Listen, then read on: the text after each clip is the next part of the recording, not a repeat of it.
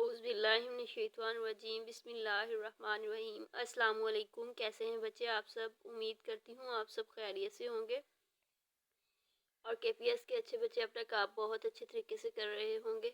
चले बेटा अपनी बुक्स ओपन करें। आज इसका हमने जो नेक्स्ट सबक पढ़ना है, सबसे पहले हम मिलकर दुआ पढ़ लेते हैं। इल्म अज़ाफ़े की दुआ। रब्बी ज़िदनी इल्मा, ऐ मेरे रब मेरे इल्म में अज़ाफ़ा फरमा। चले बेटा बुक्स ओपन करें। सफ़ा नंबर 22, सबक नंबर 2। अजान। अजान के लफ्ज़ी माना है इतला देना और ऐलान करना। इस्लाम में दिन में 5 बार नमाज की इतला के लिए जो कलमात बुलंद आवाज़ से अदा किए जाते हैं इन्हें अजान कहते हैं। अजान देने वाला मुअज्जिन कहलाता है। हज़रत बिलाल रज़ी अल्लाह ताला अन्हा पहले मुअज्जिन हैं। आप रज़ी अल्लाह ताला अन्हु को मुअज्जिन रसूल कहा जाता है। इसी तरह बेटा अजान की अहमियत और फजीलत बताई गई है, इसको आपने अच्छे तरीके से रीड कर लेना है। सफ़ा नंबर 23, याद रखने की बात, वो कौन सी नमाजें हैं जिनके लिए अजान नहीं दी जाती। तो कौन कौन सी नमाजें हैं? नमाज जनाजा और नमाज ईदैन के लिए अजान नहीं दी जाती।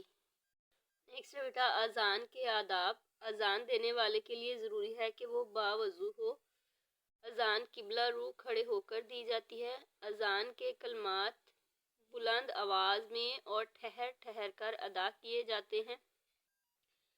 अजान नमाज का वक्त शुरू होने पर दी जाती है। अजान को खामोशी से सुनना चाहिए। अजान के कलमात का जवाब देना चाहिए।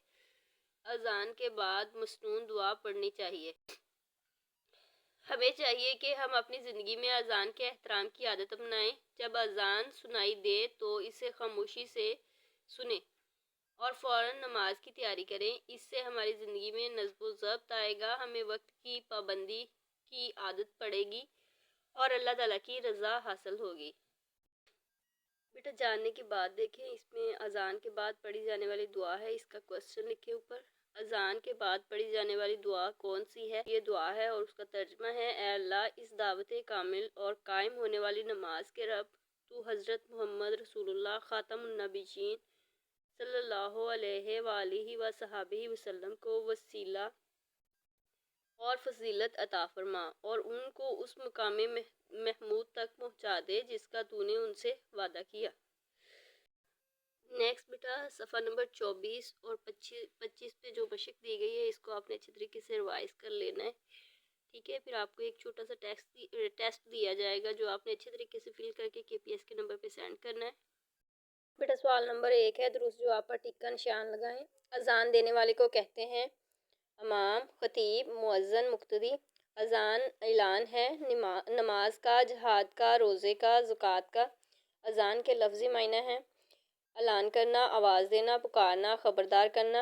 अजान की आवाज़ शैतान के लिए बाइस होती है, मुसर्रत का, रंज का, तकलीफ़ का, सुकून का। इनमें से आपने इनको टिक करना है।